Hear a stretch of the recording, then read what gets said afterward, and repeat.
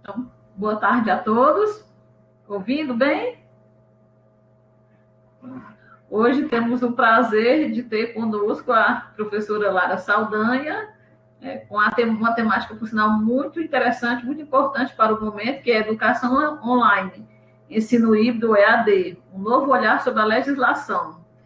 Então, a professora Lara, ela é mestre em educação pela Universidade Federal do Ceará, é graduada em pedagogia também pela Universidade Federal do Ceará, participou dos projetos Centros Rurais de Inclusão Digital CRID, na sua versão desenvolvida na Prefeitura de Hidrolândia, Ceará, tem experiência na área de educação em coordenação de projetos e foi coordenadora do Polo da ETEC em Pacajus, também no Ceará, coordenadora do Plano de Ações Articuladas do Programa de Saúde na Escola, na Prefeitura de Pacajus. É coordenadora do Grupo de Pesquisa em Informática Educativa, relacionada ao projeto de extensão CRID, uma proposta de comunidades digitais rurais do Laboratório de Pesquisa Multimeios, da FACED UFC. A professora Lara tem experiência em educação à distância, do qual atuou já como tutora à distância e professora formadora em cursos do Profuncionário e ETEC. E atualmente ela atua junto ao NTE Unifor. Seja bem-vinda. Mantemos hoje, né, a mesma performance dos outros encontros, onde as perguntas podem ser feitas, o professor Hermínio sempre pede que seja feita mesmo no áudio, se possível também, né, pode ligar a câmera, que aí ainda fica melhor a discussão, né, a gente vendo e ouvindo as pessoas que estão participando. Então, seja bem-vinda, né, Lara, e vamos, essa tarde vai ser muito boa essa discussão. Obrigada, professora Mazé. É um prazer, né, estar de volta aqui na segunda Multimeios, agora como palestrante, né, como fazendo essa fala sobre educação online, ensino híbrido, né, sobre esse foco da legislação. Já tive presente aqui no início, quando a gente começou a fazer a segunda Multimeios, né, online, lá em 2020, né, quando a gente começou o cenário da pandemia, e agora a gente está aqui, né, presente, mas com outro viés. Como a professora falou, né, eu estou hoje, né, trabalho na Unifor, com um cargo de analista educacional. O setor da gente está passando por uma reestruturação, era NTE, e agora a gente está, né, como EAD Unifor, vinculada à vice-reitoria de graduação e pós-graduação, que é a VR Grade. Então, a gente está passando por uma reestruturação, né? O setor como um todo. Então, hoje a gente é denominado EAD Unifor, tá? Além disso, das outras experiências, né, também, eu não coordeno mais um grupo de pesquisa, né, de informática educativa, eu coordenei dentro do projeto Centros Rurais de Inclusão Digital, que foi o projeto CRID, né, que foi antes de eu ingressar ali para o mestrado, foi um projeto coordenado pelo professor Hermínio, né, e aí era composto por 4 coordenações, uma delas era executada por mim, e mais outras 3 colegas, que era a Mirla, a Roberta, a Carmen, e pelo próprio professor Hermínio, né? Além disso, era composto por uma grande equipe de tutores, né? De várias áreas, e foi um projeto muito importante, né? Para a minha formação acadêmica, além disso, das experiências, né, de educação à distância, que nasceram do laboratório, porque foi no laboratório que a minha graduação, e isso eu falo também na minha dissertação, é que a Faculdade de Educação da Universidade Federal do Ceará, né, no curso de Pedagogia, tinha uma disciplina obrigatória, que era Educação à Distância. Ela existe hoje, mas ela existe como uma disciplina, acho que é optativa livre, ou é uma disciplina optativa. Mas antigamente, né, na época ali de 2007, no currículo ali de 2007, ela era uma disciplina obrigatória, e foi através dela que eu cheguei, né, no laboratório de pesquisa multimeios, que eu conheci a figura do professor Hermínio e que eu pude experienciar na prática a EAD, né, laboratório de pesquisa multimeios, né, que é sobre a coordenação do professor Hermínio e da professora Liz. Eles foram, desde 2004, eles ofertam disciplinas, né, utilizando as tecnologias de informação e comunicação. Essa disciplina, Educação à Distância, que eu cursei em 2007, ela foi... só tiveram 2 encontros presenciais, o encontro inicial e o encontro final. O resto das atividades foram todas realizadas dentro do ambiente de 2, na verdade, do Teleduc e do ambiente Moodle. Então, a gente tinha a possibilidade de conhecer duas plataformas, né, de ensino ali, 2 ambientes virtuais, né, que trabalhavam aí, poderiam ser trabalhados por nós depois como professores, as disciplinas que nós, porventura, viéssemos ofertar. Então, era uma forma de conhecer.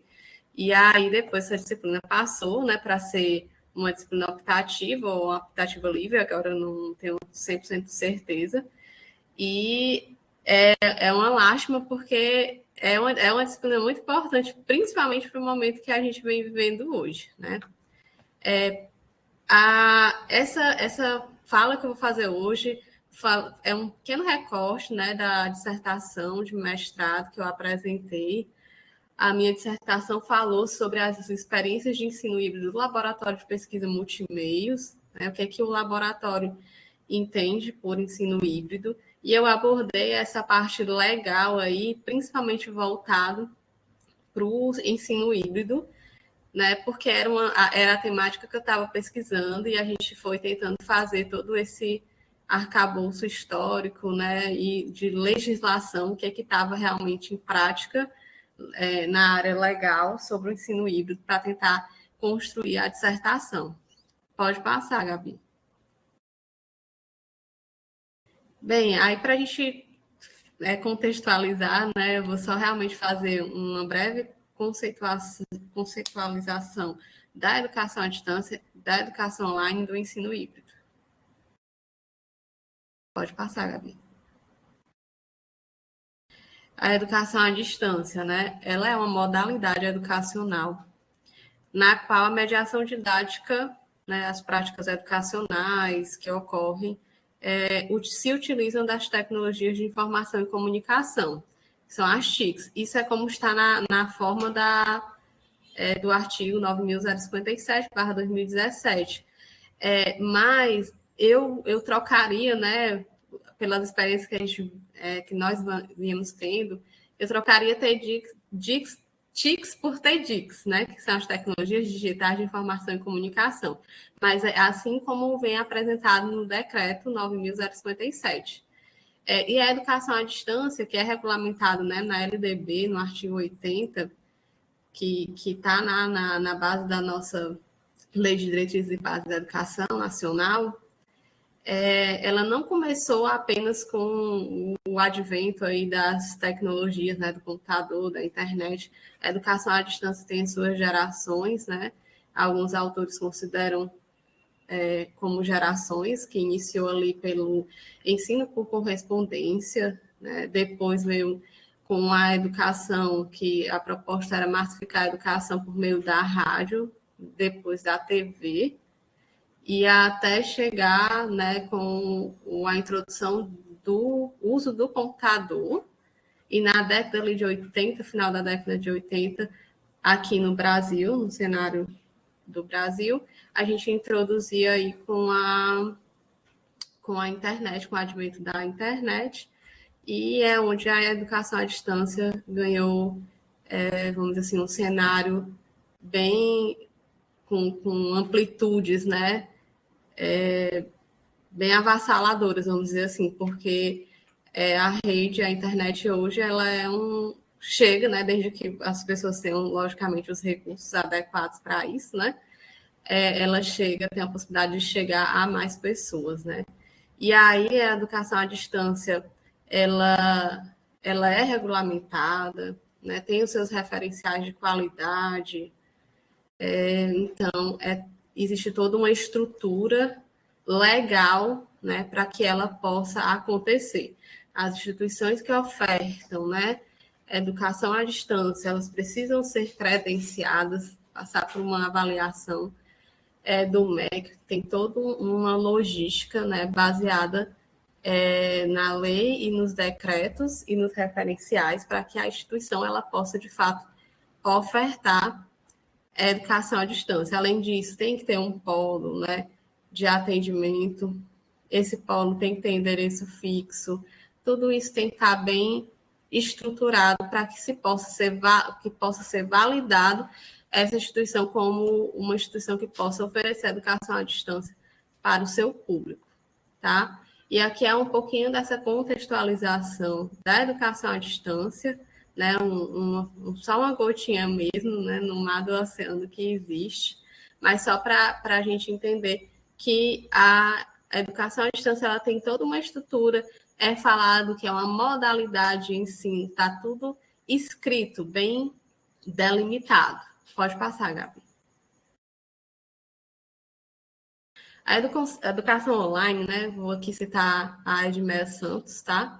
A educação online é um conjunto de ações de ensino e aprendizagem ou atos de currículo mediado por interfaces digitais que potencializam práticas comunicacionais, interativas e hipertextuais, né?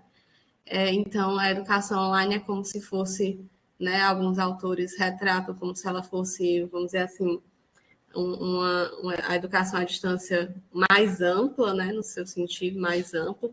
Outros autores discordam, né, mas ela vem nesse sentido de potencializar as práticas comunicacionais interativas e hipertextuais.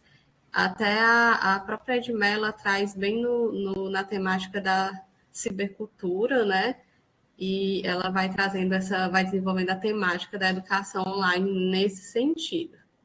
Pode passar, Gabi. Pronto, o ensino híbrido, né, que surgiu, a defesa da minha dissertação foi em janeiro de 2020, né? E aí, com isso, um pouquinho antes aí do primeiro lockdown, né, que existiu, que foi aí em março, né, a partir de 18 de março de 2020. Então, foi antes, né? Então, a gente já vinha estudando a questão do ensino híbrido, que até o presente momento a gente ia procurando, né, materiais que falassem disso, principalmente era muito falado no exterior, né? Por exemplo, o Canadá trabalha com ensino híbrido, porque já tem a própria questão de ter um inverno rigoroso e tem parte dessa educação é oferecido, né? À distância e parte presencial, então já é uma cultura, já tem toda uma tradição, uma história, né? Você consegue temporalizar, isso já é algo consolidado. Mas para a gente, não, né? Para a gente existiu algumas portarias, a gente não tem, se você for atrás de legislação que fale de ensino híbrido, você não vai encontrar, né? O que a legislação pode te dar como sugestão, né, de ensino híbrido? São as portarias, né, que foram feitas pelo MEC, né, e a gente tem um conjunto de portarias, e eu trouxe aqui a descrição de alguns termos, né, que as portarias trazem no decorrer dessa temporalidade que começa em 2001, da própria, vamos dizer assim, da própria mudança de termos que o próprio MEC se utiliza para falar, né, dessa inserção aí dos 20% de atividades de educação à distância dentro do ensino presencial, vamos dizer, da modalidade de ensino presencial. Então, a portaria 2253 de 2001, ela, na sua descrição, ela fala da questão da possibilidade de ser adotado 20%, né, das suas atividades. São disciplinas que seriam ofertadas utilizando um método não presencial, né? Então, ela fala da adoção dos 20%, mas ela deixa claro que esses 20% seriam utilizados por disciplinas na oferta do não presencial, né? Ela não fala educação à distância, ela não fala ensino híbrido, ela não fala semipresencialidade, ela fala método não presencial.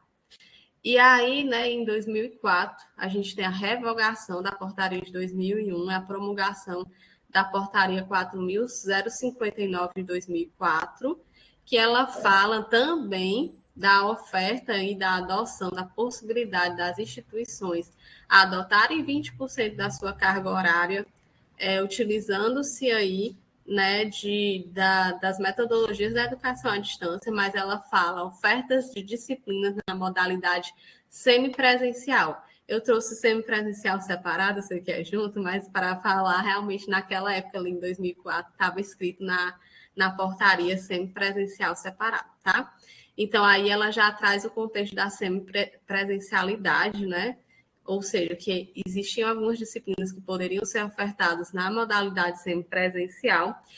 Todas essas portarias estão fazendo referência ao ensino superior, né? Essa adoção dos 20% é referente ao ensino superior. A gente não está falando aqui de ensino, da educação profissional, né? A educação profissional tem uma outra normativa, né? Não é 20% na sua totalidade.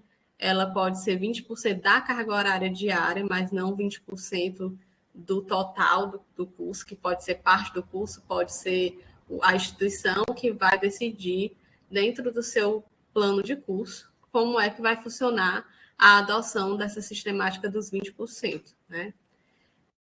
E aí, em 2016, aí, passado alguns anos, né, a gente tem a promulgação da portaria 1134/2016, com a revogação da anterior, da 4.059, e aí essa normativa, nessa portaria, ela traz aí a oferta de disciplinas na modalidade à distância, né?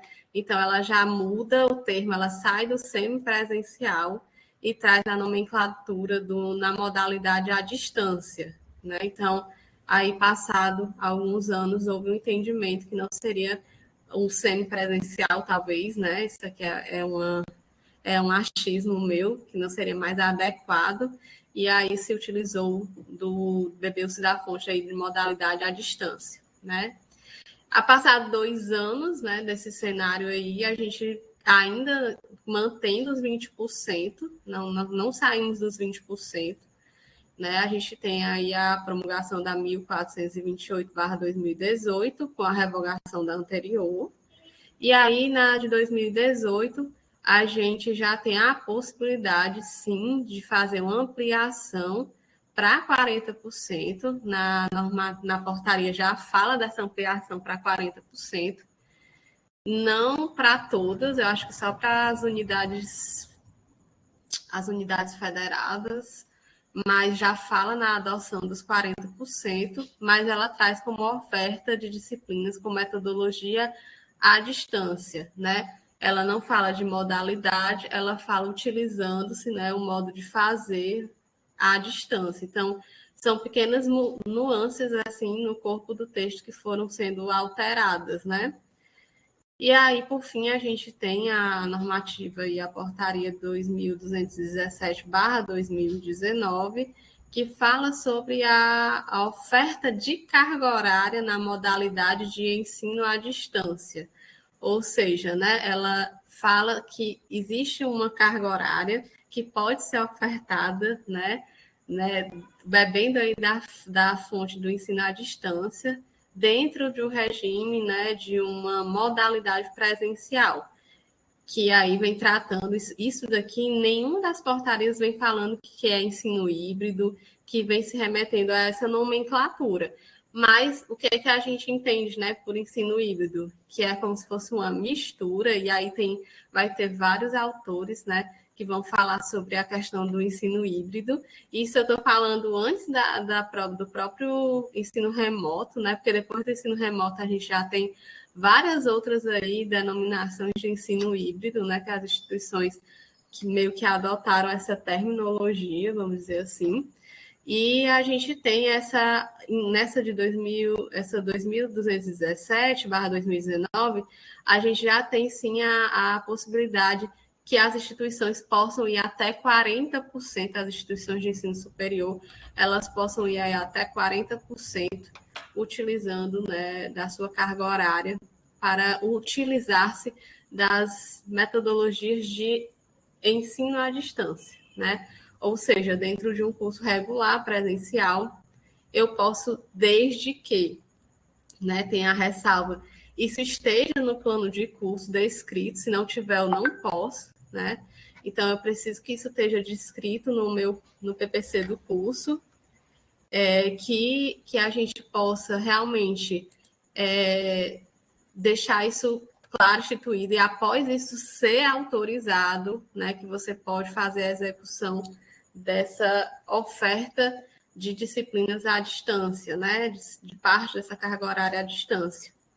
E aí a gente, isso em 2020, né, foi esse o cenário, e aí mais ou menos em março de 2020, a gente tem o cenário da pandemia, onde a gente não poderia ter o encontro presencial, modalidade presencial, ela ficou aí em stand-by, porque a gente não podia, a gente não sabia, né, que quão a doença, a Covid-19, como é que ela ia ser reagente, então a gente não poderia ter os encontros presenciais, né, foi declarado lockdown, e aí foi o grande choque, né, para a nossa realidade do ensino superior, pelo menos a gente, né, foi um momento que a gente estudou bastante, eu me lembro aqui no laboratório, testamos várias ferramentas de webconferência na época, para ser possível a gente escolher uma que ficasse dentro dos parâmetros que a gente precisava para voltar, né.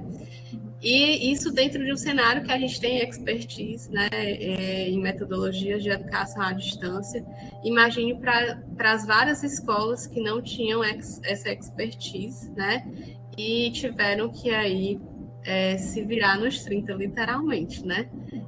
Então, assim, oi, pode falar. Só fazer uma pequena observação, quase em relação a esses documentos, né? Eu acho assim, acho que é super importante esses documentos que você está apresentando aqui, todos nós que estamos ligados a instituições de ensino superior, né? Porque eles já faziam uma diferença e agora farão mais ainda, porque eu acho que cada vez mais eles vão ser, essa disciplina vão ser requisitadas, né? Dentro dos setores por cada instituição.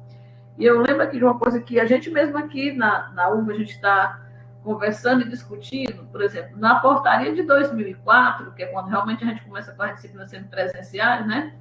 Ela coloca que as avaliações devem ser presenciais. Já nessa evolução e agora nessa última, ela já não diz, ela deixa tudo à distância, né? Tudo à distância. Então, assim, é interessante, eu acho que fica ligado à modalidade, de vez que a distância, ela dá uma possibilidade de que tudo seja à distância, mas, ao mesmo tempo, como essa cultura, né, no ensino presencial, ela ainda... A Sinara está dizendo aqui que continua, Sinara? Eu lembro aqui em algum lugar delas que eu não vi se comentava, né, Sinara, que a avaliação tinha que ser presencial. A avaliação continua sendo presencial, isso não foi retirado. Mas, se eu não me engano, a portaria não fala. Vamos dar uma olhada. Eu tive dando uma olhada nela aqui. Está. Ela fala que tem que ser presencial, Sinara. Então, uma dessas últimas aí, eu não sei se nós falamos de 2018, né? Na portaria em si, eu lembro que eu estava olhando. Eu estou aqui com a portaria. Ela fala, Lara, então eu estou atrapalhando, porque eu lembro que a gente estava numa discussão aqui de que uma delas aí não falava na obrigatoriedade das avaliações serem presenciais. Desculpe, aí eu estou atrapalhando aí sua fala, mas... Não, professora, mas eu estou só confirmando aqui. Ela fala, Sinara, ela coloca a portaria de 2019 que as avaliações têm que ser presenciais? Muita calma nessa hora, para não confundir o que é ensino presencial com a carga horária de educação à distância, que é o que a Lara está falando, tá? O curso continua sendo presencial, ele não saiu ele não é AD. Só existem duas modalidades de cadastro do ensino superior. Ou você cadastra ele como presencial, ou você cadastra ele como EAD.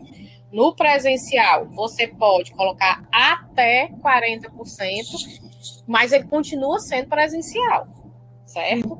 E na EAD, a resolução que está valendo é a 9057. Aí na EAD, as avaliações, elas, não só as avaliações, todas as atividades que são relacionadas à prática profissional, como estágio, TCC, prática como componente curricular, e as avaliações, elas devem ser presenciais. Só o cuidado aí para não misturar as coisas. Uma coisa é um curso presencial, por exemplo, a Unifor.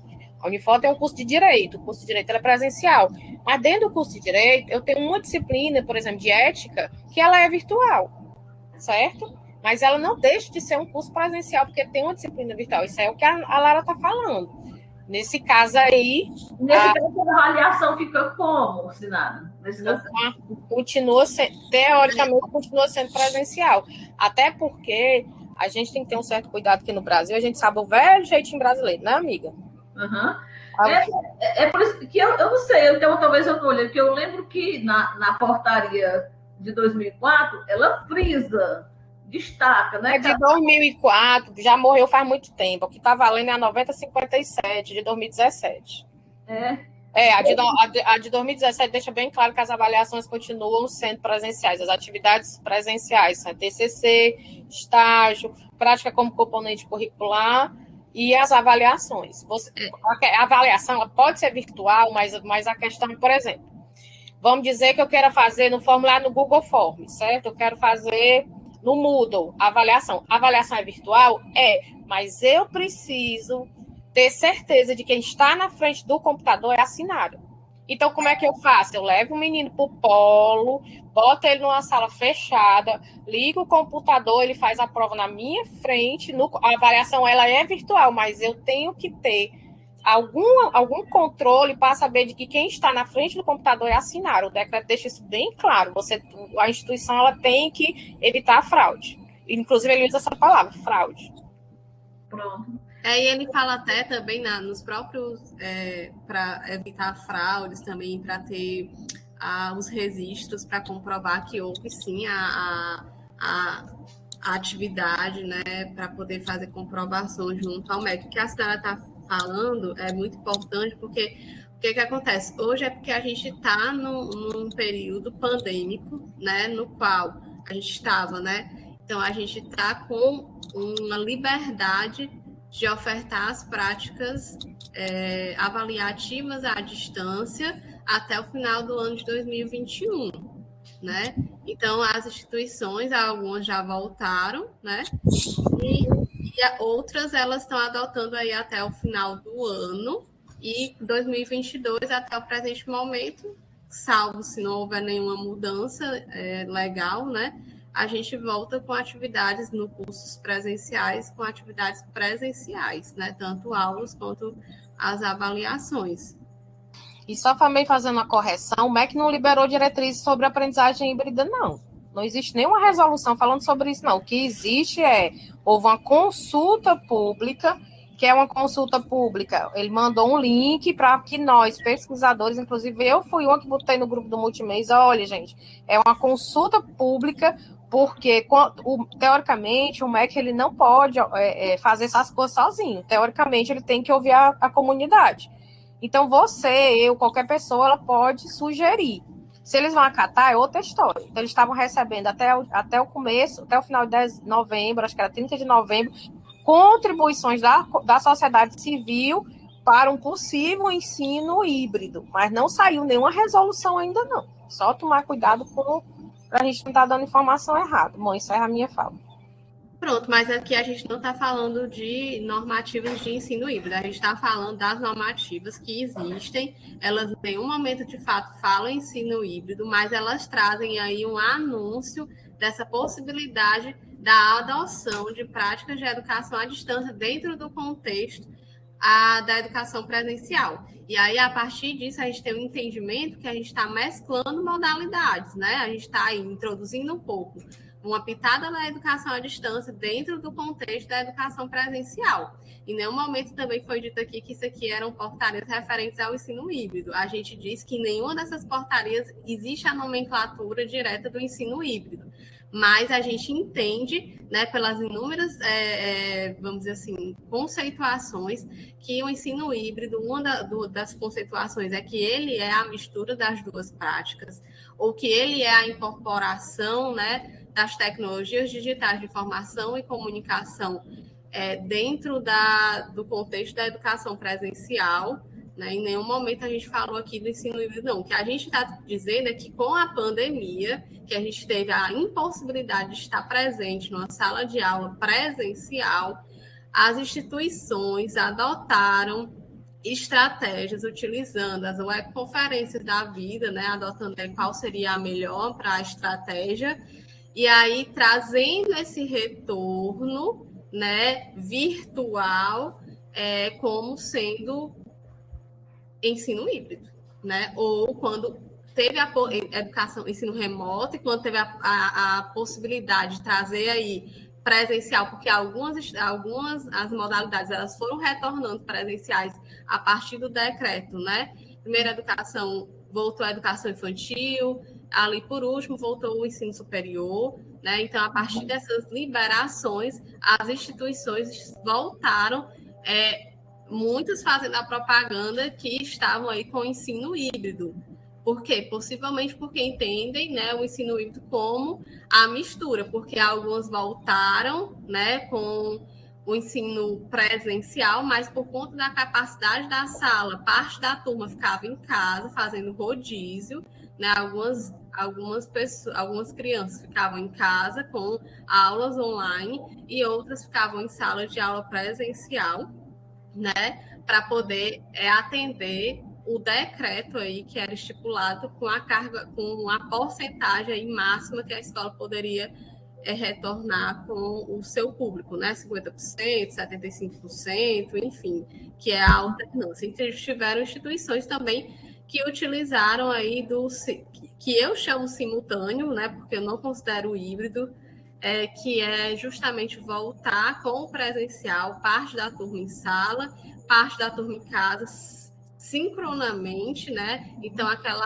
aula era transmitida via webconferência ou via canal do YouTube, algum canal de reprodução, para que naquele mesmo momento a gente tivesse tanto com a possibilidade de conversar com quem estava em sala de aula presencial, com quem estava em sala de aula virtual, né? Que isso aconteceu, inclusive, numa instituição que eu trabalhei, que foi anterior à Unifor, que foi uma instituição de educação profissional, né? Que o ensino simultâneo, ou seja, aquilo que foi praticado, algumas pessoas se sentiam confortáveis, né? Para voltar presencial, e a gente tinha que ofertar, né? Uma educação também, continuar os processos para quem não se sentia à vontade de voltar, porque tinha receios da Covid ou porque era do grupo de risco.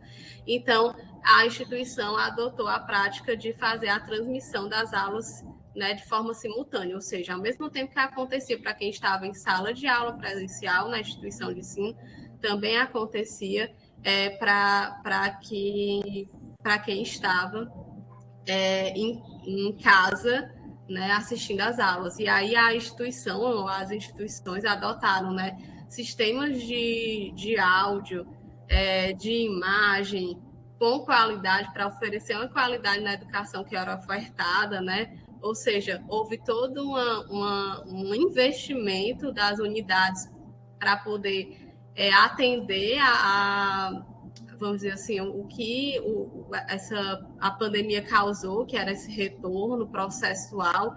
Então, as unidades tiveram que se adaptar, principalmente as que não tinham, né? Eu conheço pessoas que são donas de unidades escolares e que tiveram um verdadeiro problema para retornar. Por quê? Porque não trabalhavam nem laboratório de informática talvez estivesse na escola, e aí, de repente, tiveram que introduzir para poder atender, continuar a estar oferecendo educação para os alunos que eram matriculados nessa instituição, né? E aí, dentro do cenário pandêmico, que já estava sendo difícil, né? Do medo de você adoecer, de contrair Covid, de não se saber se necessariamente o que ia acontecer com você, as pessoas também passaram, e as instituições passaram também pelo desafio, né, de se reinventar dentro desse contexto e adotar aí práticas da educação à distância,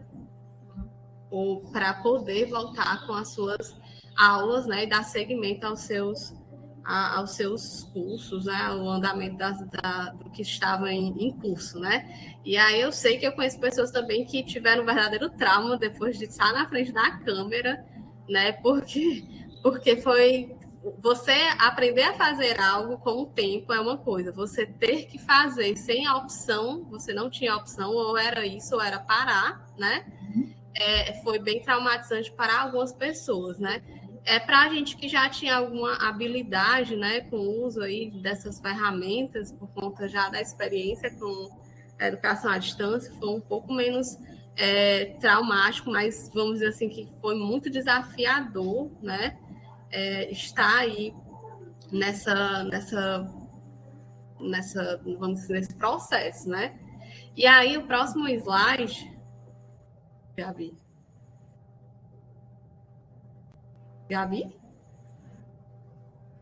Foi interessante esse ponto aí que a Sinara comentou, né, das avaliações, porque, olhando aqui, a portaria não comenta, mas ela remete, né, acho que a esse outro ato autorizativo, né, que a Sinara comentou. Aí, como ela não fala, como fala na outra, claramente que as avaliações tem que ser presenciais, ela vai poder ter N interpretações, né? Pronto, eu não estou acompanhando muito aqui o bate-papo, mas eu estava vendo o que a Sinara falou, né, quando ela usou o microfone para falar, e aí aqui é só um conceito de ensino híbrido, que eu acho assim, né?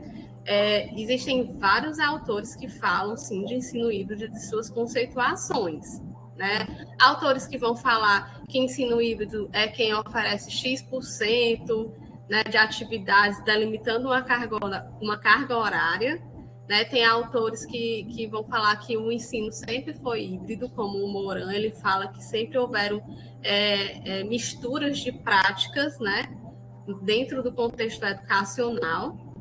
E a gente também aqui, a gente reflete um pouco sobre o conceito, né? E aí o professor Hermínio, que também está aqui na sala, também pode até falar, né, ressaltar alguma coisa, mas a gente entendia dentro do laboratório de pesquisa multimeios, isso é uma realidade, né, um recorte tirado do laboratório, que o ensino híbrido ele seria aquilo que está, né, sem amarrar a questão da porcentagem, seria a incorporação das tecnologias digitais de informação e comunicação dentro do cenário de um ensino regular, presencial, né, adotando aí aquele que tivesse 100% da presencialidade, ele não bebia da fonte do ensino híbrido. Da mesma forma que o ensino à distância, né, que fosse 100% EAD, que no caso da gente, a gente não tem 100% EAD, é verdade, de fato, a gente tem as atividades avaliativas sendo executadas de forma presencial, atendendo aí, a depender do curso, a carga horária de 20% da presencialidade, né, nos cursos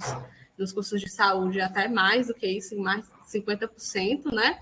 Então, a gente, os cursos que, né, estão dentro da modalidade presencial, que tem que ser, né, EAD é uma coisa, presencialidade é outra, se eles bebessem da fonte do ensino híbrido, ou seja, de introduzir ou incorporar essas práticas de educação à distância dentro do ensino presencial, que estivesse aí nesse limiar do 0 a 100%, nesse contexto, a gente encara isso como práticas de ensino híbrido. Aí, como eu falei, do laboratório, né? O laboratório ele já ofertava, e é o laboratório de pesquisa multimeios, né? Que é coordenado pelo professor Hermínio e professora Liz. Ele, em 2004, já oferecia, eles são professores do Departamento de Estudos Especializados, se eu não estiver enganada. E aí eles ofertavam disciplinas como educação à distância, novas tecnologias, depois informática educativa, e depois até uma outra disciplina na pós, foi docência virtual.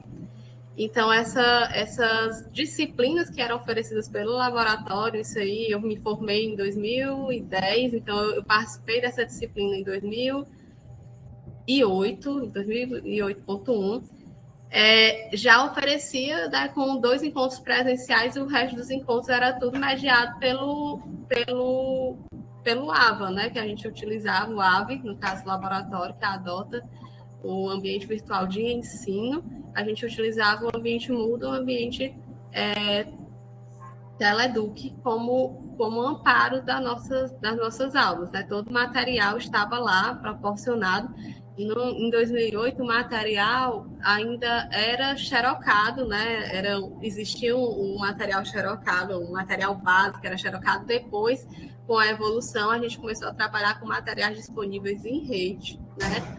Para poder dar mais, vamos dizer assim, flexibilidade para os alunos, tanto de poder não necessariamente precisar ir à universidade para ter o material, né? Se tivesse em casa, também teria a possibilidade de fazer a leitura. E aí eram desenvolvidas metodologias com base na sequência FEDAC, colocava esse aluno na situação de pesquisador, ou seja, situações problemas, né? A partir de situações problemas, a cultura do fórum realmente era deixar o aluno falar, a gente intervia muito pouco para que fosse estimulada essa colaboração, essa cooperação, que são palavras-chave aí que o Laboratório de Pesquisa Multimeios trabalha aí nas suas pesquisas e trabalha nas disciplinas que são ofertadas pela Faculdade de Educação da Universidade Federal do Ceará. Bem, eu vou acompanhar aqui um pouco das discussões aqui do bate-papo para ver se eu posso esclarecer mais alguma coisa, mas assim, da minha dissertação, de fato, eu trouxe essa imersão dentro das práticas do laboratório, o que a gente entende, né? Ou o que já se praticava antes mesmo, né? De a gente estourar com essa nomenclatura de ensino híbrido, vamos dizer assim, né? Então, a gente já adotava. E aí, lembrando só também que, como a Sinara falou, não é tipo assim, hoje eu sou uma instituição de educação presencial, vou adotar aqui um pouquinho do ensino híbrido, vou botar a parte da minha disciplina, da minha carga horária AD. Não funciona assim, realmente precisa estar liberado, né, pela instituição, pelo MEC, isso não tem que estar no seu plano de curso, tem que estar aprovado. Então, não é de qualquer jeito que você pode fazer. Agora, com o cenário da pandemia, existe a liberação, sim, dessas práticas por conta da questão da impossibilidade da presencialidade. E isso, como a Sinara ressaltou aí, que eu li aqui no bate-papo, isso até dezembro, até esse mês, né? Já estamos em dezembro. Então, até o final desse mês, isso está aí, né, legalizado. Mas, a partir do próximo ano, até o presente momento, é tudo presencial, né? Isso a gente ainda não sabe o que vai acontecer, vamos aguardar aí os cenários. O que eu acho interessante, né, é que sim, o que aconteceu, né, no ano de 2020, 2021, com a impossibilidade de estarmos presencialmente unidos, né? Acho que a gente precisa sim pensar em outras formas de educação, pensar em realmente utilizar-se das estratégias, né, metodologias que temos à nossa disposição, no intuito de oferecer uma educação de mais qualidade, mais acessível, mais flexível, talvez mais personalizada para o nosso aluno, né? E eu acho que isso são reflexões que precisam ser feitas. Acho que como ela falou, né, que na verdade eu particularmente nem sabia, porque é tão corrido o tempo da gente, mas essa escuta, né, que foi feita é muito importante para que a gente possa se posicionar e discutir a respeito, né, essa possibilidade, sim, de estar introduzindo. E isso também serve como uma discussão para os nossos governantes, de poder realmente equipar nossas instituições de educação pública, né, com laboratórios de informática, com a internet de qualidade, para que essas formas sejam possíveis de serem desenvolvidas, já que sem uma internet, que foi um dos grandes problemas, então por isso que houve todo o investimento aí na questão de dar o acesso, né, através de chips com internet e também de recursos como tablets ou celulares, enfim, para que os alunos pudessem ter acesso ao que estava sendo feito emergencialmente pelas instituições de ensino. Então, acho que é uma reflexão que a gente precisa fazer, A gente não sabe como é que isso vai continuar, porque não acabou, a pandemia não acabou, né? A gente aí está vendo outros cenários com a possibilidade aí de evolução, né? Então, a gente não sabe o que é que vai de fato acontecer. Então, a gente precisa aprender com as experiências que a gente teve aí. Já são, né? Foi 2020, 2021. A gente tem algum tempo aí de experiência que pode sim servir para a gente construir cenários melhores, né? Para a educação. Então, eu acho que serve como reflexão para a gente aprofundar o entendimento do que pode ser o ensino híbrido, ou quem sabe, né, mais na frente, com tudo isso incorporado, se isso não vai ter outra nomenclatura, ou se isso não vai generalizar. Então, são aí muitas nuances que estão por vir, né? O que a gente sabe é o que a gente passou e o que está regulamentado, né, até agora. Lara, queria até fazer uma observação, João Pissaí, né? Eu acho que realmente essa discussão precisa ser realmente bem feita, né, e ampliada. A pandemia, né, deixou isso bem escancarado, mas você sabe que já existia um movimento antes da pandemia. A gente observa, né, que acho que essa realidade não só das universidades públicas, mas de universidades em geral que não trabalhavam com a modalidade. A gente observa a queda no número de alunos, mas vou falar que especialmente aqui nas universidades, no caso aqui a nossa, e eu já escutei outros profissionais falando de suas instituições também. Ano a ano, o vestibular cai o número de inscritos, assim, é um movimento brusco, tem diminuído muito.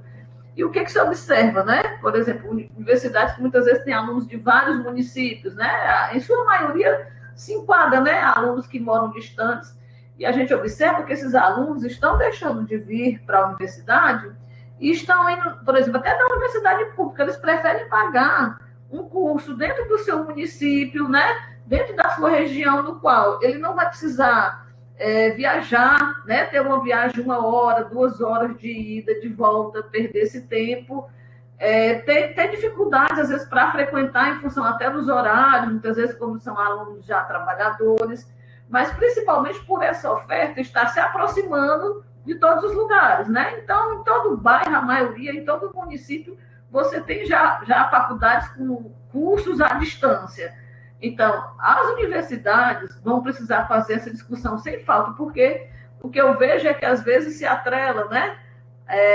A outra diz, mas por que os meninos estão deixando? Está caindo muito o número de inscritos no vestibular, né? E também você tem a questão do Enem, a busca através do Enem, mas a realidade em todos os cursos, inclusive os de formação continuada, vou dizer a nossa realidade aqui. A gente tinha muito esses cursos e ainda tem com aulas aos sábados, né? Quando ele é presencial. Só que os alunos já vinham reclamando, principalmente professores, ou outros profissionais que no sábado, como é que ele faz uma formação continuada se no sábado é o dia que ele tem para resolver coisas pessoais, para estar se deslocando de um lugar para outro. Então, eles já pediam se não dava para alguns sábados não ter a aula presencial. Então, é uma busca do aluno atual e as instituições vão ter que se ajustar, ou então elas vão perder para aquelas que estiverem próximas, porque eles encontram cursos acessíveis, inclusive, às vezes eles não questionam nem tanto a qualidade, porque eles querem ter uma forma mais prática, mais fácil, né, para chegar até aquele nível ali de conhecimento. Então, e agora, depois da pandemia, em que o híbrido, né, a distância ficou mais presente, as instituições, eu penso que se nós não fizermos essa discussão, nós vamos perder muito nos mais variados aspectos. Nós vamos perder alunos, vamos perder qualidade, né? E não vamos atender a demanda, que a demanda dos alunos atual é essa, de estar fazendo muita coisa mesmo na modalidade à distância. Então, acho que esse híbrido vai ter que ser repensado, queira ou não queiramos, né? Né, Eliana? Ela vai falar. Oi, boa tarde, gente. Boa tarde, Larinha. Tudo bom? Tudo bom, Mazé? E as demais colegas que estão aí. Mas essa questão que é muito legal, que você trouxe, né, nessa semana, que a Sinara e a Cassandra trouxeram semana passada, que me interessa também, que é da minha pesquisa, né? Então, o que a Mazé trouxe aí, e o que você tem trazendo, né, eu vejo ainda muito preocupante, sabe? Porque se realmente não tiver essa vontade, né, de fazer essa mesclagem, que sempre teve, né? Até a Sinara já colocou, que o híbrido sempre existiu. A palavra que já está, de repente, ela tomou assim ela tomou assim uma proporção muito grande diante da pandemia, né? Mas eu fiquei muito preocupada, a Mazé tem toda a razão, né?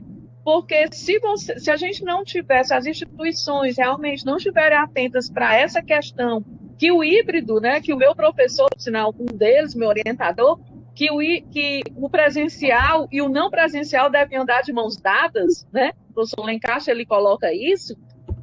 Nós estamos num retrocesso. Recentemente eu vi uma instituição, que lógico, não vou citar o nome, mas eu fiz a observação para quem deveria, colocando que uma especialização, duas especializações, eram presenciais. A palavra foi essa. Aí eu coloquei. E o híbrido, né?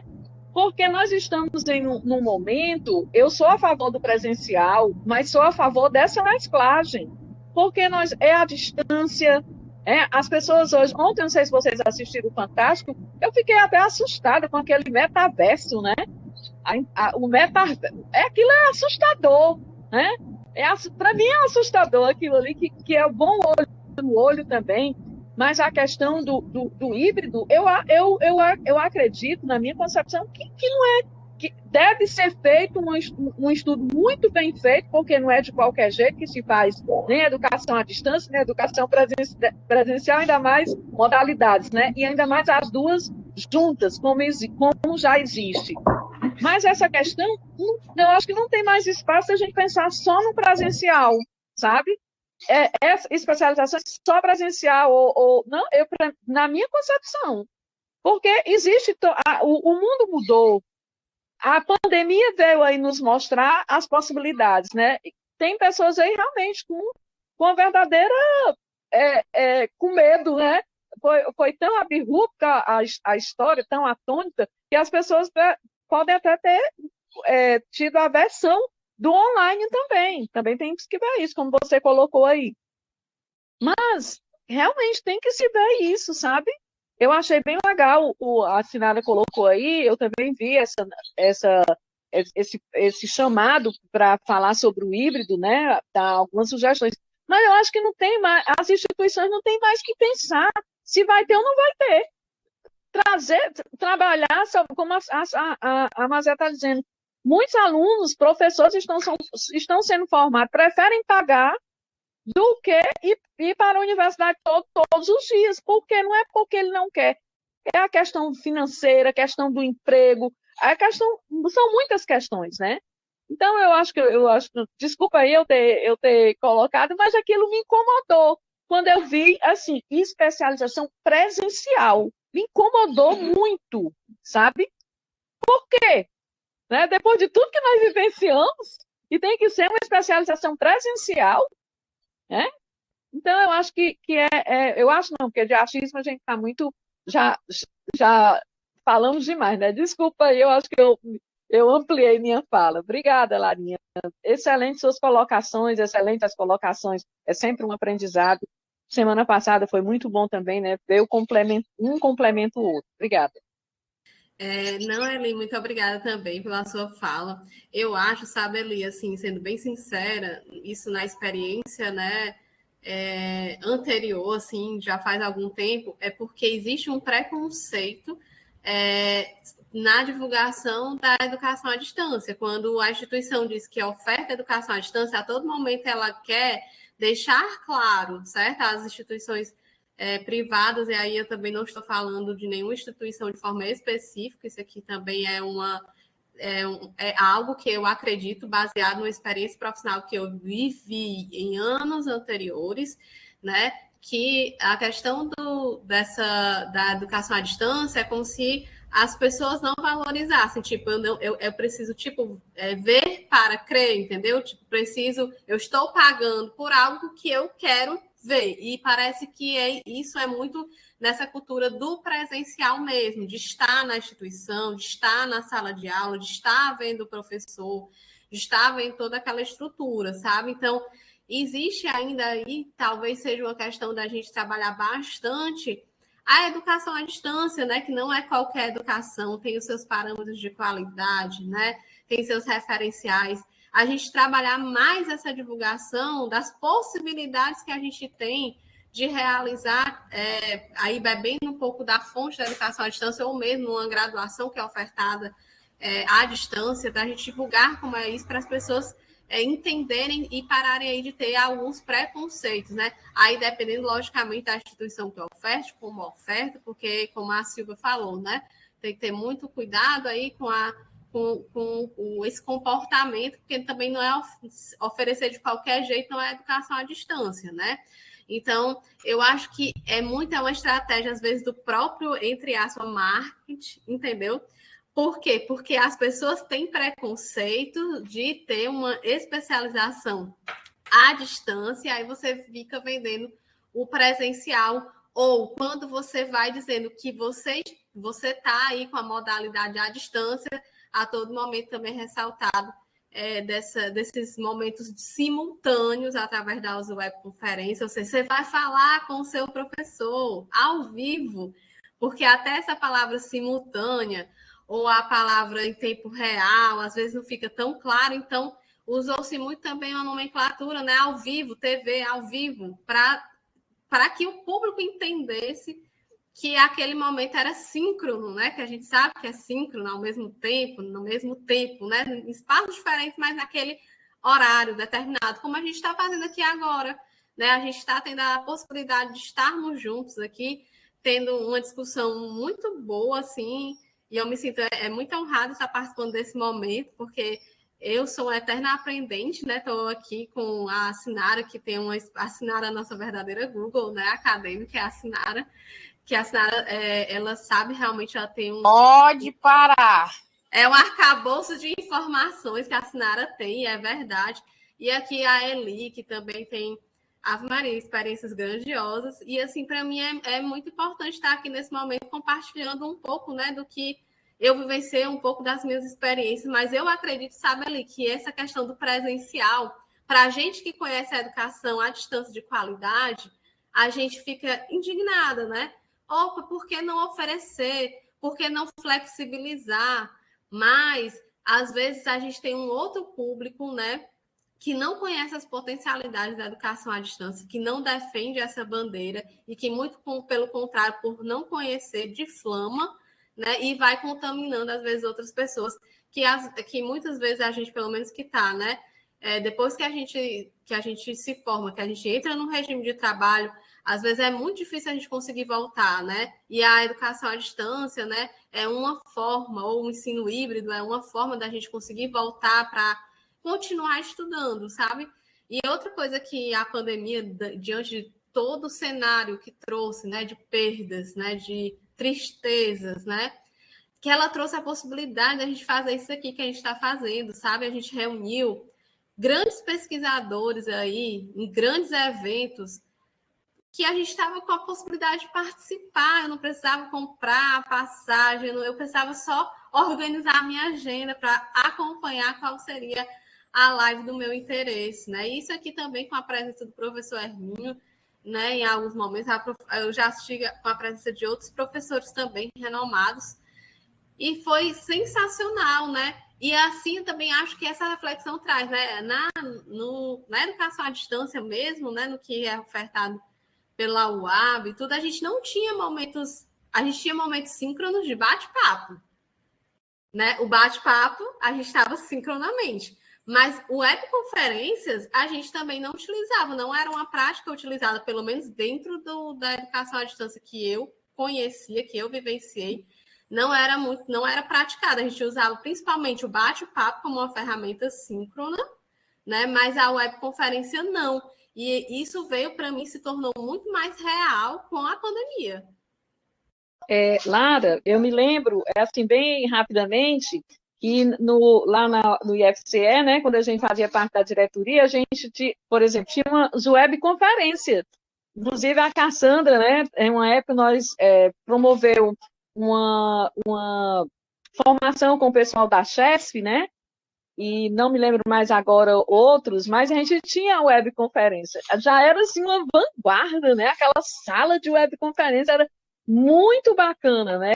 Eu não sei se ainda existe a sala lá, eu não sei se existe, mas a Sinara pode até dizer melhor.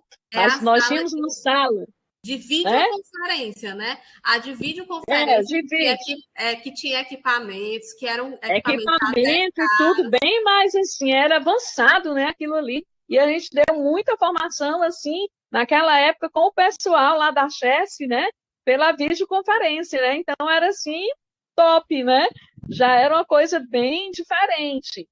Mas é isso. E aí, ali, com o que a gente está fazendo agora, é com a webconferência. A gente não precisa de grandes equipamentos para estar aqui.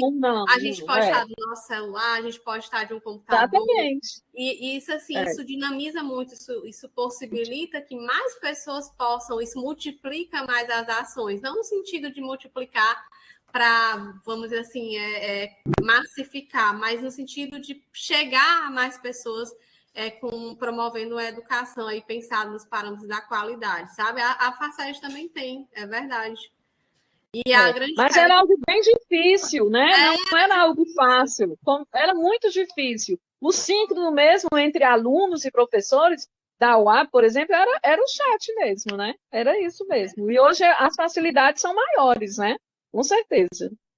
E eu acho que é uma reflexão para todos os cenários, sabe? Eu acho que é uma reflexão para o presencial, para adotar práticas híbridas, beber da fonte das TEDx, né? É uma possibilidade da educação à distância, talvez, oferecer momentos síncronos para quebrar um pouco do que se diz de distância e talvez trazer mais para dar mais vínculo, né, com o aluno, quem sabe essa estratégia que a gente tem que pensar e aí estudar, e aí talvez fazer pesquisas, promovendo isso, para ver qual é realmente o impacto que isso pode ter, né, nas práticas de educação a partir de agora, desse cenário que a gente enfrentou. Né? É isso que eu penso a respeito disso. Só, assim, reforçando, né, eu vejo que é muito mesmo da nossa cultura, da nossa vivência, né? Eu lembro, antes da pandemia, aqui no NEAD, a gente sempre oferecia para os professores, iam fazer um evento. Você não quer usar a webconferência? A gente tem aqui a RNP, para não precisar trazer o convidado. Até no meu curso mesmo, que eu sou professora, e às vezes o pessoal ficava, não, mas é melhor a gente trazer o palestrante e tal. Eu disse, olha, a gente vai ter uma economia, porque assim, a dificuldade é enorme para conseguir recurso, né? Mas a cultura do presencial, né, que é a vivência, sempre sobressair. Não, mas é porque pode, a internet dá problema, pode. Então vem aquele palestrante perdendo 2, 3 dias viajando de São Paulo, não sei, para Rio, né, para cá. A gente tendo que pagar, né? Muitas vezes não tinha o recurso, o profissional deixando seus afazeres lá do seu local de origem. Quer dizer, aí tinha muita essa resistência. Algumas vezes eu oferecia. Agora, depois da vivência, então, todo mundo viu que é simples, que funciona, né? Eu acho que é mesmo a questão de estabelecer a partir do uso. Né? Quando você fala também dessa vivência da web, eu lembro aqui nos nossos percentuais à distância, os professores gravam videoaula. E eu lembro de uma formação que a gente teve, eu tenho um texto aqui que o autor já falava, de uma tendência da substituição das videoaulas pelas webconferências. Né? E eu já estava refletindo isso aqui com os professores da gente, porque a videoaula, você tem que ter um espaço para gravar, é um tempo para editar, você tem que ter equipe, né? É trabalhoso, o profissional tem que se deslocar no local da gravação, algumas vezes a gente via isso. E não tem o feedback em tempo real para o aluno, né? O que eu acho muito interessante, né? Dessa possibilidade da webconferência, né? Trouxemos até o litro para Sobral, só falta morrer de calor, não foi isso, professora Janisa? Eu lembro aqui no encontro do SED, não foi, Helena? Teve que trazer o professor. Foi, nós trouxemos o litro, trouxemos uma turma, acho que você também estava, acho que o professor Hermínio, era gente demais. E como a senhora diz, um grupo, Sérgio Crespo, e um grupo lá de São Paulo, eles gostam porque gostam da praia, né? Mas Sobral realmente era uma cultura forte. Então, a gente realmente vê essa possibilidade. E essa possibilidade de interagir em tempo real é muito bom também, porque quando o aluno tem que deixar perguntas, né, em outros espaços, daqui que o professor, o tutor responda. Então, eu acho que realmente a webconferência vem aí volta para essa questão do híbrido. Eu ainda vejo, gente, essa resistência em relação à EAD, é muita falta da vivência, do entendimento da modalidade, mas eu acho que muitas vezes também dos recursos adequados. Eu vejo que muitas vezes nós não temos um aplicativo assim adequado para todas as áreas, para conseguir trabalhar aquele conhecimento de forma mais satisfatória, em detrimento ao presencial. Vamos dizer que as áreas de exatas, agora na pandemia, né? A webconferência veio algo muito interessante. Agora, fazer como os professores são acostumados, na demonstração, na apresentação, ficou mais difícil, né? Teve que ir para as mesas digitais ali, tentou, né, substituir um pouco, mas eu acredito que a gente tendo mais investimentos de equipamentos, né, mais aplicativos, mais plataformas, a tendência é que o ensino à distância pode ter qualidade tanto quanto presencial, ou às vezes até mais, a depender do presencial, né? E assim, sabe, professora Mazé, eu acho que também o que você falou da questão da infraestrutura, que é um dos pontos cruciais, a gente também tem outro ponto crucial, que é a formação docente. A gente, muitas vezes, a nossa formação inicial, a gente não sai preparado, né, para vivenciar esse cenário, e aí a gente precisa de formação, né, de continuar esse processo formativo após. Então, acho que a formação do professor também entra, né, num desses gargalos que a gente precisa olhar assim com bastante atenção, porque muitas vezes o profissional ele tem uma ideia e tudo, mas ele às vezes tem medo, ele não conhece também. A gente passou por isso, né?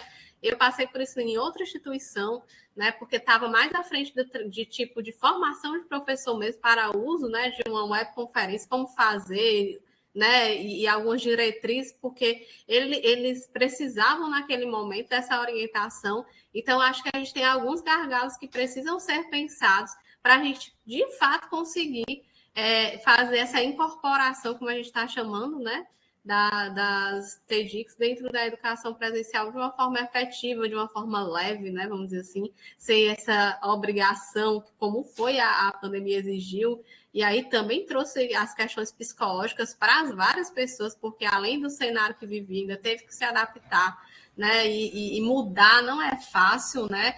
Você romper, criar hábitos, leva tempo. Então, acho que são questões, são gargalos importantes, mas eu também gostaria de dividir, né, a possibilidade que eu acho também que o professor, alguns professores, eles conseguiram se reinventar bem e adotar estratégias maravilhosas, sabe? Para tentar aí, não só, eles não davam só, tipo assim, vou aqui ministrar o meu conteúdo ou interagir com o meu aluno de qualquer jeito. Não, ele ia além, ele se preocupava realmente com se o meu aluno está aprendendo, né? Eu tive a possibilidade de fazer um curso, né, de Braille pelo CREAS, tive professores excelentes e aprendi Braille à distância, né? Então, assim, a professora, ela colocava as pontinhas no PowerPoint, ela desenhou várias bolinhas, os símbolos, para poder ensinar Soroban para a gente, para poder treinar o Braille com a gente. E, aos poucos, a gente ia, né, logicamente, a ajuda de um material concreto ajudou bastante para quem pôde adquirir durante o curso, mas o saber que ela conseguiu promover nesses momentos síncronos com a gente foi, assim, de uma saída impressionante, porque, olha, você aprender Braille, que é algo extremamente ali, né, de treinar, manual, uma outra linguagem, à distância, você, não é possível. É possível, eu aprendi, e é possível agora, a gente tem que realmente ter, né, as estratégias de ensino adequadas, fazer um bom planejamento. Como o professor, né, sempre fala que na sequência FEDAT, é muito importante que a gente, né, que é uma das coisas mais importantes, é fazer um bom planejamento, né, ter as estratégias, ter os caminhos que são possíveis ali, os planos, se algo não sair como desejado, você já pensa numa outra situação, e aí tudo isso faz parte de um cenário que pode aí ser que, se bem pensado, pode dar super certo, como vem dando, sem, às vezes, a estrutura adequada ou o material adequado, mas dentro aí do, vamos dizer assim, do improviso, né? Principalmente por parte de alguns profissionais que fizeram a diferença aí nas suas práticas, né? Essa professora mesmo de Braille, ela disse que se reinventou. Tive a oportunidade de conhecê-la pessoalmente. E ela disse, olha, eu tive que me reinventar, minha filha. E ela já é uma senhora, eu acho que ela deve ter os seus 50 e poucos anos, sabe? Ela, olha, eu tive que me reinventar. E se você parar para ver, ela é muito melhor do que muitas pessoas, assim, de atividade, de desenrolada, assim. Então, imagine se a gente trabalhasse isso na formação inicial, se a gente, né, conseguisse aí sair com uma base mais sólida para o uso das tecnologias, né, como o meio, não como o fim, como o professor Hermínio sempre fala. A tecnologia, ela não é fim, ela é meio. E aí trabalhar as bases aí de um bom planejamento, trabalhar aí na formação docente para isso. Então, é isso que eu penso, assim. Foi o cenário da pandemia, que foi depois da minha conclusão ali, da minha dissertação, foi logo depois, mas que trouxe muitos saberes aí, muitas perdas, muitas, né, tristezas, mas ao mesmo tempo muitas possibilidades aí da gente estar olhando com um cenário diferente para a educação e até mesmo para as comunicações com as pessoas que estão distantes de nós, né? Então é tudo isso. Eu agradeço, não sei se alguém mais tem alguma fala, mas eu agradeço aqui desde já a oportunidade que me deram de estar aqui nesse momento, compartilhando um pouco do meu saber, né? E foi muito maravilhoso esse momento. Professora Mazé, com a sua mediação maravilhosa. A Eli aqui, que eu estou morrendo de saudades. Silvinha, que eu já vi aí nos comentários. Nara. Ai, Lara, esse tema é assim, super pertinente, necessário, né, de ser discutido, aprofundado, porque não é fácil a implementação, né, desse híbrido, aí do ponto de vista da legislação, do ponto de vista da prática, do ponto de vista do entendimento nas instituições sobre essa vivência. Eu acho que, sim, muito feliz o seu tema. Continue assim, né, realmente aprofundando ele, porque ele está sendo e vai ser muito necessário. É verdade. Gabi, passa só para o último slide, só para ver as referências, né, do que eu usei, só para a gente fechar. É só as referências.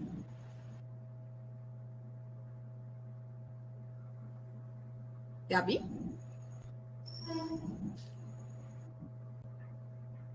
Aí, nesse último slide, são as referências das portarias que eu deixei para quem quiser, né, consultar. Também deixei o textinho da Edmeia Santos, que fala sobre a educação online, quem quiser aprofundar também, né? E outras temáticas aqui também, como a sequencialidade, que eu não abordei diretamente na fala, mas, né, quem está aqui, que é novo aqui no laboratório, vale a pena também, né, aprofundar os estudos sobre isso. Acho que é muito pertinente, a gente sempre fala bastante dessa questão dessa formação docente, né, como um ponto alto para o transcorrer, né? Se você tem uma formação docente sólida, né? Se você tem um planejamento sólido, quando você chega no aluno, né, o aluno acaba sendo o centro ali desse processo. Por quê? Porque repercute nele, né? É uma atenção ali para a formação docente, que, se bem feita, a gente vai ter ali um resultado no nosso aluno, né? E é isso, né? E o aluno, ele vem como essa possibilidade, na sequencialidade, de ser tratado ali como um pesquisador, ou seja, ele vai ali no problema, ele vai entender, ele vai solucionar, ele aprende com o erro, né? Que é um dos outros fundamentos. Então, é maravilhoso, assim. Para mim foi e vem sendo, né, que o laboratório é sempre a minha segunda casa, né, vamos dizer assim. Então, foi e vem sendo, mesmo que distante, às vezes a gente não consegue estar 100% presente, mas o professor Hermínio, ele sempre oferece um retorno muito agradável, uma casa, né, muito, muito aberta para a gente, né, vai transitando entre os espaços que ele construiu, e é muito importante, assim, só a gratidão mesmo de estar aqui, né, voltando a falar. Acho que a minha última fala foi em 2020, né? Então, eu estou aqui no final do ano, quase 2022, a gente chegando aqui para concluir o ano de 2021, eu me possibilitar, né, estar aqui com vocês, matando um pouco da saudade nessa tarde, segunda-feira. Foi ótimo, Lara. Viu, Lara? Só lembrando aqui a sua fala também, ela traz uma discussão que está sendo iniciada aí, inclusive a Abruen, né, ela tem a Câmara de EAD, eu participei de um encontro agora há pouco, eles estão reunindo um grupo da Câmara de EAD, justamente em torno dessas legislações também, para discutir, ver essa implementação, eu acho que agora no pós-pandemia, né? É importante a gente ficar atento. Eu lembro dessa reunião, uma das coisas que foi levantada é que ainda a gente é muito engessado no sentido da mobilidade estudantil do presencial para o EAD, mudanças de disciplinas de um curso para outra modalidade, aproveitamento de disciplinas de uma modalidade para outra, está começando a ser um problema, né? Porque a gente não tem essa cultura, em função de ser tudo muito separado. Então, uma das coisas que foi levantada, que é uma discussão que a gente vai ter quando pensar nesse híbrido, né, dentro das instituições, é também desse aproveitamento, como é que vai ser, quando for transferir de uma instituição para outra, como é que se leva esses percentuais presencial e à distância em outros lugares. Isso está um pouco travado, só deixando aqui que é algo que fica aí esse pontinho para a gente continuar nessa discussão do híbrido, né, no ensino superior. É outro gargalozinho que está surgindo. Mas, Lara, voltando então assim, parabéns, muito boa a discussão. Eu acho que essas portarias que você trouxe, que há tempo você já vem trabalhando com elas, né, são assim, muito importantes de a gente ter uma compreensão clara do que elas trazem. Eu vejo por esse ponto que eu trouxe hoje, né, que para mim não estava claro e que a gente tem que ver a associação delas com as outras legislações, né. Achei muito boa a fala da Sinara, viu, Sinara, aí as contribuições da Eliane, da Carla e né, da sua apresentação, especialmente. Se alguém mais... Só mais uma fala, professora Mazé. Na portaria 2117, que é a de 2019, no artigo 3, ela fala a seguinte coisa, né? Todas as atividades presenciais pedagógicas do curso que ofertar carga horária na modalidade de EAD devem ser realizadas exclusivamente no endereço de oferta desse curso, conforme ato autorizativo. Então, assim, não fala da questão da avaliação, mas sugere, né? Pelo que eu estou lendo aqui. Está implícito, né? Está implícito, né? Nesse artigo, que se tem que ser feita no endereço que está cadastrado, né? Então, é um endereço físico, né? Então, a gente pode estar implícito aqui que talvez, né, essa dúvida que a senhora levantou, talvez esteja respondida no artigo 3. Isso.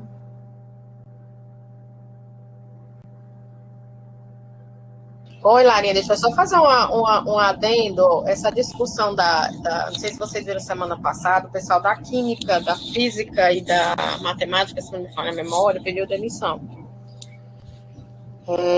Porque esse ano a avaliação para sair essa normativa. Essa normativa, na verdade, era para ter saído do ano passado, em 2020, mas não saiu. E aí, o que aconteceu? Quando foi semana passada, primeiro foi o pessoal da matemática, depois o pessoal da física e depois o pessoal da química. Juntando, deu 52 demissões. Segundo a boca miúda, porque essa informação não é oficial, é extraoficial, é fofoca, como eu digo, né, fofoca acadêmica, eles pediram demissão porque existe uma equipe do MEC que está forçando a barra para colocar EAD no stricto sensu. Porque desde da LDB, que foi em 97, que foi daí o decreto que foi de 2017, que é o 957, e na lei já vem dizendo que dá para fazer EAD no mestrado, no doutorado. A lei permite, mas a questão é que falta regulamentação. Não existe esse negócio de dizer assim, mas está na entrelinha. Não existe entrelinha. Tudo que você fizer, ele tem que regulamentar. Então, se eu disser assim, tem que fazer seleção para professor tutor. Então, tem que ter uma regulamentação da CAP. Quem é que faz isso? É a CAP. Tem que ter uma regulamentação dizendo, para ser professor tutor tem que ter isso. Enquanto não sair a regulamentação do artigo, ele vai ficar nessa enrolação, porque está desde 97 autorizado, desde 2017 autorizado, mas não sai papel. O que a Carla colocou aí foi, na verdade, o que a gente está chamando de minuta. O que é a minuta? É um borrão.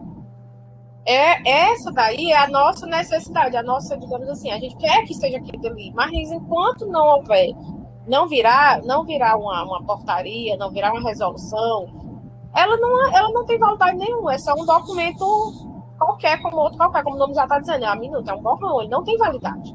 Desse papel aí, ele coloca bem bonitinho como é que deveria, como é que não deveria, mas ele não tem validade, oficialmente ele não tem validade. É um grupo de estudo que soltou isso aí no grupo do WhatsApp, aí já viu como é, né?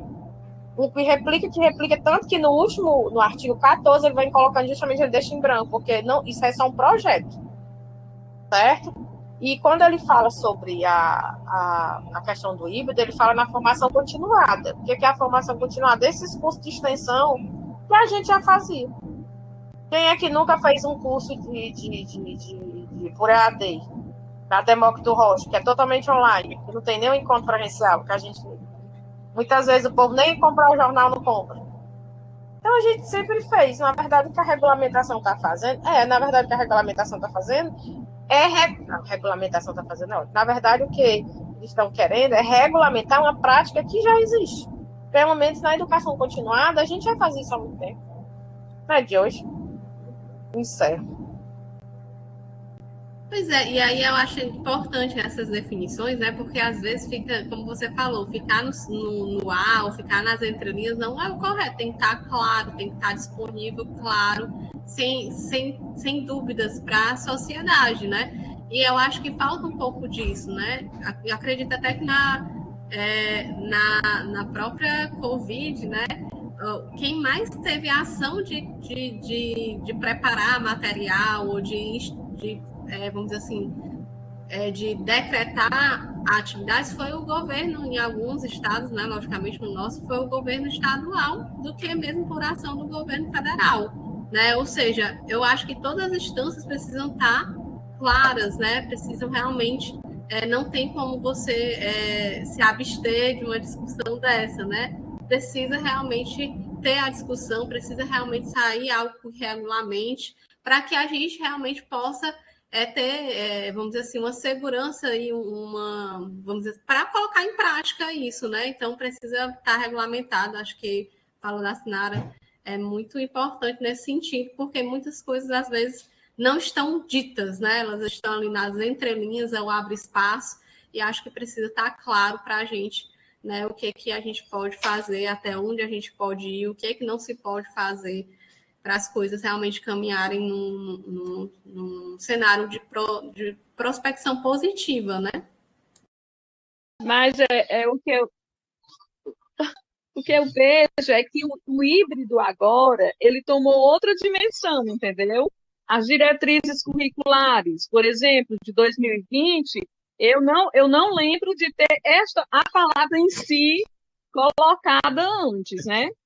Demócrito Rocha, eu não considero que eu particularmente, eu não acho que seja um ensino híbrido, né? Eu acho que é um tutorial que você tem lá aquelas aulas, eu também já fiz curso, mas eu não considero como um ensino híbrido. Pois é, e a questão da concepção do ensino híbrido agora com essa questão da pandemia, ele acho que ainda ficou muito mais confuso, porque as instituições estão chamando, por exemplo, de ensino híbrido, talvez para a gente que tem um conceito que a gente discorda que é ensino híbrido, entendeu? Porque ensino híbrido não é só tipo, agora eu estou presencial, agora eu estou online. Não é só isso, né? É a incorporação disso no ensino. Então, é a incorporação disso lá no seu planejamento, o que é que você está planejando, né? Qual a estratégia que você vai utilizar. Não é só a separação. Estou hoje presencial, fisicamente. Estou hoje. A minha presença está virtual, porque eu estou em casa. Isso não é assim, para a gente que estuda, né, que tem um pouco de imersão dentro da área, a gente sabe que isso não é híbrido, né? Mas é como se for o nome que pegou, e aí acabou sendo uma estratégia aí que as empresas utilizaram para divulgar o serviço, mas a gente, assim, tem várias questões para a gente discutir. Se a gente for discutir o cenário do que estão chamando de híbrido, com certeza a gente ia passar uma boa parte da tarde aqui conversando, porque híbrido não é só a questão de estar presencial, estar remoto, estar... É mais do que isso, né? Tem algo a mais aí que a gente precisa aprofundar os estudos e fazer os nossos planejamentos e conduzir as nossas ações, né? Mas híbrido não é só isso. Por isso que eu, quando na minha fala, eu falei simultâneo, porque para mim é bem isso, né? Aquilo que está acontecendo de forma simultânea, ou seja, é só planejado para um fim. Não, eu não planejo para quem está em casa, eu planejo uma coisa só que é só multiplicada, é só uma forma de transmissão. É diferente de um planejamento voltado para um momento eu estar, né, à distância, ou qual a estratégia que eu vou utilizar, como é que eu vou trazer isso quando eu estiver no presencial, entendeu? O híbrido é mais do que isso. Um material da Austrália, que a galera fez aqui no Brasil, acho que foi a Ana Bate, uma coisa assim, que traduziu, que ele justamente fala sobre isso, sobre o Lacarte, as rotações, a sala de aula invertida, que isso é que é ensino híbrido, né? Ou seja, você está no presencial, mas eu posso pegar uma turma, botar lá debaixo de uma árvore, outra lá no laboratório de informática, outra aqui comigo, e a gente fazer a rodar. Agora vamos rodar, o menino está debaixo da árvore, vai para o laboratório, o menino está para o laboratório, vai para a sala de aula, ou seja, isso é híbrido. Não precisa do virtual para ser híbrido. Então, esse material é dos anos 2000, tem 20 anos. Isso, esse material tem 20 anos. Então, nesse link que eu botei aí, ele explica bem direitinho. Então, você tem o à la carte, você tem a rotação das estações, a sala de aula invertida, está faltando um que eu não estou conseguindo me lembrar. São 4 modelos do híbrido. O que acontece no Brasil é o seguinte, muitas vezes o legislador é uma pessoa que não é da área. Principalmente esse governo que está aí, ele não escuta a ciência, ele não valoriza a pesquisa, ele não valoriza a ciência, ele não valoriza a educação. Então, o que acontece? Ele pega e escreve uma portaria com aquele termo, aí o povo começa a usar aquele termo sem entender os conceitos básicos. Porque o que está se fazendo aí é, como você disse, pode ser uma pedagogia da alternância.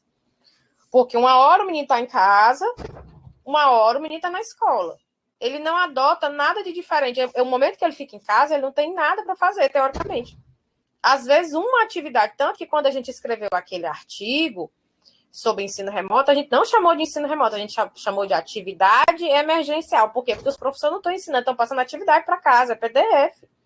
A galera pega um PDF, bota no grupo do WhatsApp e diz assim, tá aí a atividade que você fazer em casa. Não tem uma aula, não tem ambiente virtual, não tem atividade síncrona, não tem atividade síncrona. Como é que eu posso chamar isso de ensino remoto? Nem ensino não é. Isso é uma atividade emergencial, tanto que no artigo a gente até colocou isso. Isso, na verdade, nem ensino remoto não é, porque ensino remoto também já existia muitos anos dos anos 2000, quando, por exemplo, as meninas do Afeganistão, agora que o Estado Islâmico tomou de conta, mas logo nos anos 90, o ensino remoto já existia porque as meninas afegãs não podiam ir para a escola, não podiam fazer faculdade. Então, nos países que estavam em guerra, o ensino remoto já existia há muito tempo. Aqui no Brasil é porque a gente nunca usou. A pandemia nos obrigou a conhecer o ensino remoto, mas é uma modalidade que lá fora já é bem conhecida.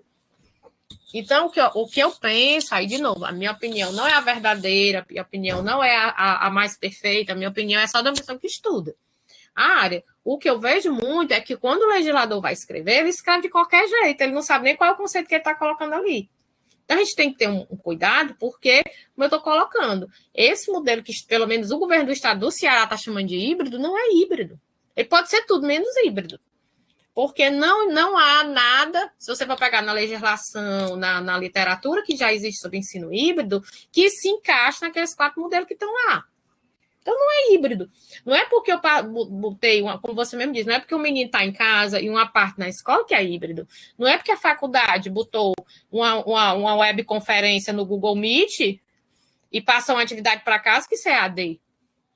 Então, ainda falta muito ainda, eu acredito, a gente aclarar essas discussões. Então, parabéns, Larinha, mais uma vez, pela brilhante palestra. Viu? Você arrasa.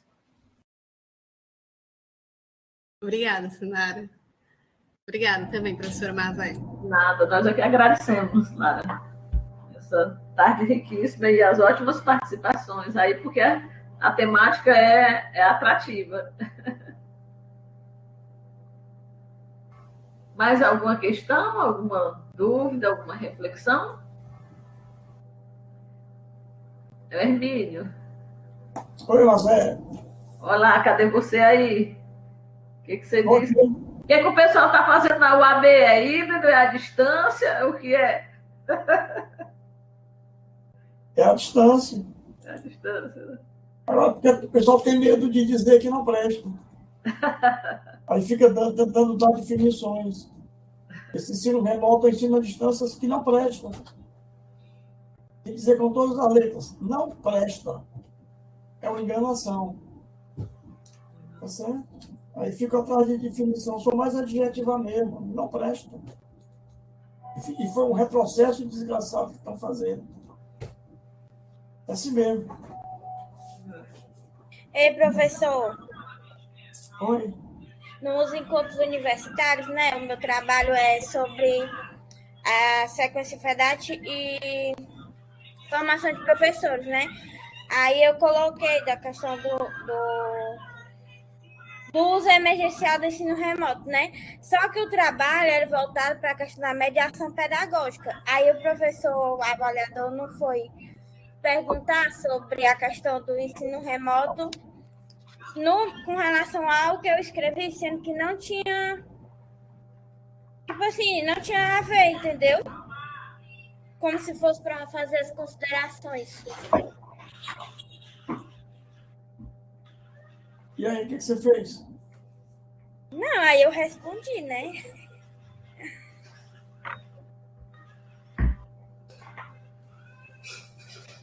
Mas eu tô falando assim que a gente tá falando disso e que é como a professora Marisa acabou de falar, né? A professora Marisa, que não ficou claro.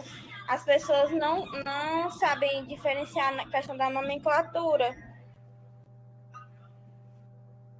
A gente tá falando de uma coisa, aí vai e coloca outra que não é, tipo assim, não é o centro da questão, entendeu? Interessante essa diferenciação, Lara, que a Lara trouxe aí do ensino online e ensino à distância, né? Que não são coisas sinônimas e que o pessoal acaba colocando, né? Tudo num bloco só, como a Thalita levantou aí. Todo mundo, por dificuldade de interpretar, né? Acaba trazendo como se fosse a mesma coisa. E também, professora Marcel, eu vou falar, às vezes são muitos termos que a gente mesmo fica em dúvida se falam a mesma coisa, se são termos sinônimos ou não, sabe?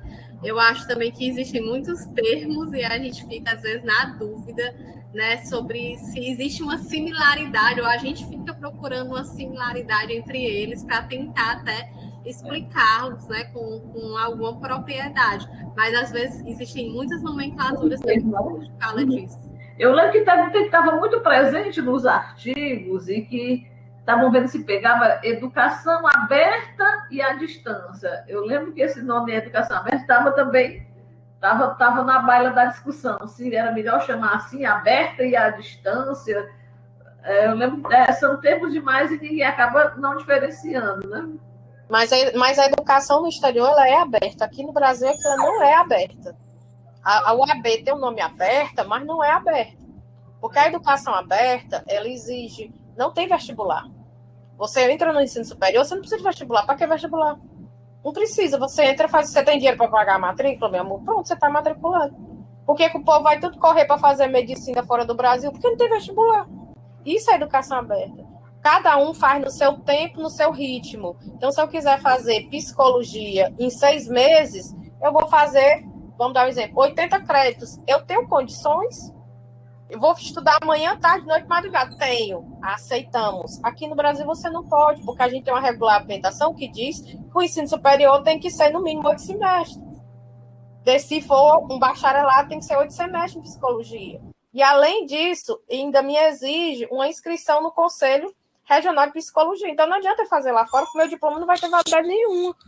Então, Ah, eu quero levar 18 anos para fazer psicologia. Não tem problema nenhum. Você faz no seu tempo e no seu ritmo. Aqui no Brasil não permite. Se o curso é 4 anos, com 8 anos você é jubilado.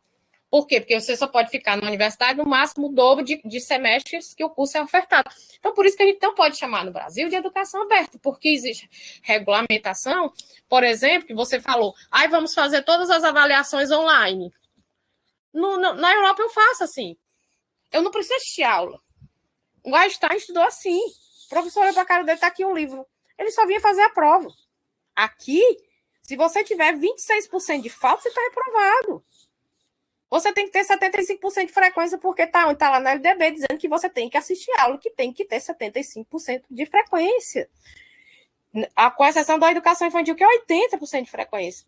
Então, não tem como ser aberto, porque aqui ela é muito fechada, ela é muito amarrada, a gente não consegue fazer as coisas, porque tem uma legislação que diz como é que deve ser, por isso que a gente não pode chamar de aberta. Por isso que a Lara coloca aí essa diferenciação com a EAD com letra maiúscula e EAD com letra minúscula. Tu quer explicar, Larinha? Não, posso deixar para você que me ensinou. Então, vamos lá. No Brasil, se a gente for pegar do ponto de vista da linguística, tá? O que é que a gente vê? Que a AD, por ela ter uma sigla que tem 3, ela tem que ficar maiúscula. Acima de 3, IBGE, você pode deixar só a primeira maiúscula, tá? Do ponto de vista da linguística. Então, o IBGE, se eu escrever assim, tá certo. Agora, se você for estudar o conceito EAD com letra maiúscula, significa educação aberta e à distância. Então, por exemplo, a China faz isso, Portugal faz isso, a aberta da Espanha faz isso, a da Inglaterra faz isso. Você não precisa fazer vestibular. Você manda um e-mail, pega a inscrição, faz, pronto, você está fazendo mestrado. Você basta arranjar um orientador, diz, olha, professor, eu quero pesquisar ensino híbrido. Beleza, eu aceito você como orientador. Pronto, você passou no mestrado. Aqui é uma prova, que você passa não sei quantas etapas. Você falta matar os professores da pós-graduação de ler tanto projeto. Entendeu? Isso é aberta. Aqui não. Aqui você tem a obrigatoriedade de fazer a defesa presencialmente, você tem a obrigatoriedade de ter os encontros presenciais de no mínimo 20%. Aqui você tem a obrigatoriedade de você fazer a avaliação. Não, eu posso fazer tudo virtual lá. Você disse não. Então, a educação aberta tem essas questões, entendeu? Já é AD no Brasil, o A é uma preposição. Significa conduzida. É uma educação que ela é conduzida à distância. Então, é uma preposição. Por ela ser uma preposição, a gente recomenda, não obriga, mas a gente recomenda que coloque com a letrinha minúscula, porque aí o leitor, por exemplo, eu quando estou lendo, quando fala assim, fulano usa EAD, eu vejo com a letra maiúscula, eu penso, nossa, é aberta, que legal esse modelo, que massa, conseguiu quebrar a regra da CAPES, quando eu vou ver, não é EAD. É a UAB daqui. Então, ela é conduzida à distância. Por quê? Porque a gente tem um decreto 9057 que diz como é que deve ser. Não sou eu que estou dizendo, é a CAPES. E se você não seguir a regra da CAPES, ela vai lá e bota assim, curso reprovado, porque não atende a diretriz federal. E aí o curso é fechado, o curso é extinto, porque a gente não pode, a gente tem que fazer conforme a CAPES está mandando, conforme a legislação está mandando. Então, por isso que a gente solicita, né, que seja escrito o Azinho com letra minúscula. É só isso. Vou cuidar, gente. Eu preciso sair 5 horas. Lara, parabéns. Você brilha e continua brilhando. Parabéns mesmo, Lara. É uma menina tão jovem, né, mulher? Dá vontade de adotar a Lara pra gente. Obrigada, Sinara. Aí, próxima semana, hein? A Silvia e a CM, olha aí. Olha aí, show de bola. Não podemos perder, né?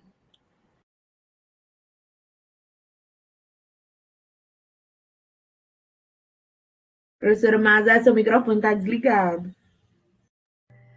A Lara vai estar convidada a mediar? Olha aí. Pode ser, né, Lara? Olha aí, tu pode vir lá. Eu tenho que falar com a minha chefe. Deixa, Lara, só Emílio sempre convida, mas se puder, né, Emílio? Não, mas seria um prazer mediar para a Silvia. Mas acaba que fica junto, né? Hoje a Piadina também não pôde, mas no possível a gente sempre fica pelo menos de duas apoiando. Beleza, eu vou ver, aí eu já passo para vocês, tá certo? A gente vai estar, né, na segunda MM, na próxima segunda, com o Polígono FEDAT, Recursos e Metodologias para a Educação à Distância, a partir da sequência FEDAT, com a doutora Ana Cláudia Mendonça e a mestre doutoranda, né, Silvia Salles de Oliveira. Vai ser, né, nas segundas-feiras, no mesmo Maravilha! De 3 às 17 horas, nesse mesmo canal aqui do RNP. Basta que você acesse lá na página do Multimeios, clique lá nas webconferências, você já entra aqui direto na nossa sala. Já fiz o convite. Já apresentou o próximo, viu, Hermínio? A Lara já está emendando para a segunda. Pronto. Joinha. Então, vamos passar a vinheta para encerrar? Sim. Lara, obrigado, hein, Larita? Obrigada também, professor.